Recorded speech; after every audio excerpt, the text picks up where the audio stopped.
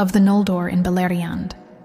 The years unfold like slow breaths, and with each breath the Noldor changed, not in their faces alone, but in the way they stood upon the land, as if Beleriand itself were pressing back against them, testing whether they truly belonged. At first there was hope, sharp, bright, almost reckless. The Noldor believed they had come not merely to dwell, but to order the world anew. They spoke of watchfulness and strength, of leagues sworn and borders guarded, and in their councils the name of Morgoth was spoken openly, without fear, as though naming him were already a form of mastery. Fingolfin sat often in council beneath the open sky of Hithlum, refusing enclosed halls, as if stone walls might dull vigilance. I remember, though this was a dream, that I felt his weariness even when his voice was steady. "We did not cross ice and death to become lords of hills," he said once. "We came to end a shadow. Let us not forget that." Yet even as he spoke of unity, the divisions among the Noldor grew more defined, shaped by distance, temperament, and memory.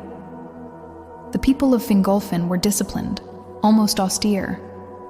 Among them, endurance was praised more than brilliance. Songs lingered on suffering survived rather than victories won. Children were taught the names of stars and mountains, but also the cost of arrogance. Fingon moved easily among them, beloved not for rank alone, but for warmth. He remembered names, shared meals, laughed loudly. Turgon, however, watched more than he spoke. In the dream, I saw him standing at the edge of gatherings, eyes drawn always eastward, as if some hidden city already whispered to him from the stone. Finrod's people were different still. In Nargothrond, learning and loyalty intertwined. Music there was quieter, thoughtful, shaped to echo along stone halls. Councils often ended not with commands but with questions, and Finrod welcomed disagreement, believing truth sharpened itself through trust. I heard him once speak to Galadriel, his sister, proud and distant even then. Power taken breeds resistance. Power shared builds roots. She did not answer him aloud, but I felt her thoughts move elsewhere, already measuring the world beyond Beleriand, as though this land were only a chapter, not the whole tale. Among the sons of Feanor, the mood was harder, more brittle. Medros ruled with fairness, striving always to temper the oath's fire with restraint. He yielded lordship to Fingolfin openly, and in doing so won respect, but not peace. The oath lay upon him like a wound that never closed.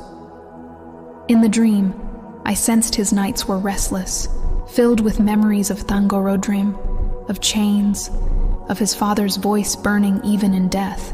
His brother Celegorm, impatient, said once, "We swore not to wait while others grow comfortable." "We swore," Maedhros replied quietly, "to reclaim what was stolen, not to destroy all else in the attempt." Yet the brothers did not all hear him the same way. Caranthir's pride simmered. Curufin's mind turned endlessly upon craft and strategy, too often mirroring Feanor's sharpness. And Celegorm, restless, persuasive, dangerous, moved easily among warriors, stirring hearts with talk of strength and destiny. The Sindar watched these divisions carefully. Though alliances held and courtesy was maintained, there was unease beneath the surface.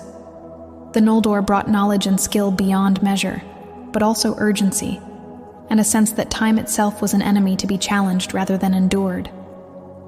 Thingol permitted much, but he did not forget Melion's words, nor did he fully trust the fire that burned behind Noldorin eyes. In Doriath, I felt a different rhythm entirely, slower, deeper, rooted. The Sindar valued continuity over conquest. To them, the war with Morgoth was not a crusade to be won swiftly, but a long sorrow to be survived wisely. Their caution frustrated some of the Noldor, who mistook patience for weakness. "They hide behind trees and spells," I once heard a Noldorin lord mutter. But Melion, hearing more than words, answered without anger. "And yet they still stand." As years passed, The Noldor grew strong in arms and confidence.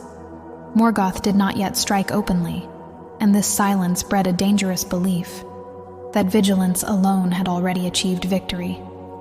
Feasts grew more frequent, border patrols relaxed, even songs of triumph were sung, though no battle had yet been won. In the dream, this was the moment that unsettled me most, because beneath all their strength, I sensed something fragile taking shape. Assumption. They assumed the enemy feared them. They assumed time was theirs to command.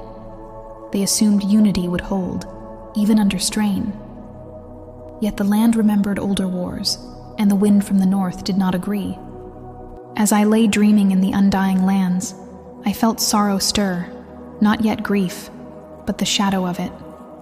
The Noldor had built realms of beauty and resolve, but they had also carried unfinished fires from Aman. And fires, I knew, do not fade simply because one crosses the sea. They only wait, for fuel or for wind. And somewhere beyond sight, Morgoth watched the lights of Beleriand steady themselves, learning their patterns, their distances, their pride. The long peace was already thinning. The storm would not announce itself.